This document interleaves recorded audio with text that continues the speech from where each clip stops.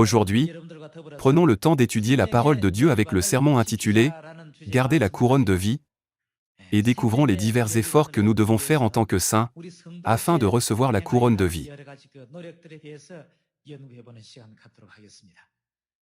Voyons Apocalypse chapitre 3, verset 11. Je viens bientôt. Retiens ce que tu as, afin que personne ne prenne ta couronne. Celui qui vaincra, je ferai de lui une colonne dans le temple de mon Dieu, et il n'en sortira plus. J'écrirai sur lui le nom de mon Dieu, et le nom de la ville de mon Dieu, de la nouvelle Jérusalem qui descend du ciel d'auprès de mon Dieu, et mon nom nouveau.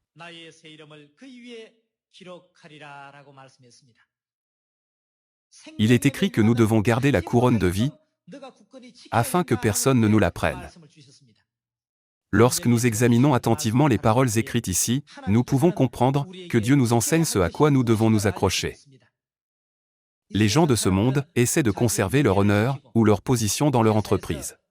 Ils s'efforcent également de conserver leur réputation auprès de leurs voisins ou leur richesse.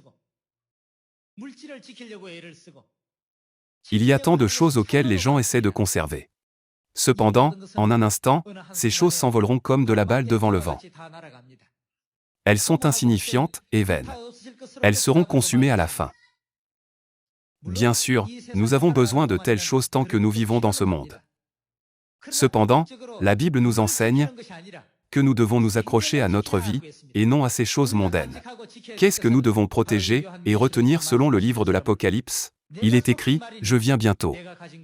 Retiens ce que tu as, afin que personne ne prenne ta couronne. La couronne mentionnée ici indique la couronne de vie. Nous devons la protéger, afin qu'elle ne nous soit jamais enlevée. Certains essaient de protéger leur argent, d'autres leurs biens, certains leur réputation, et d'autres encore leur honneur. Cependant, ceux qui croient en Dieu doivent être différents. Ceux qui cherchent Dieu et la vérité, et qui aspirent au royaume des cieux, doivent s'accrocher à la couronne de vie jusqu'à la fin, afin que personne ne puisse la leur enlever.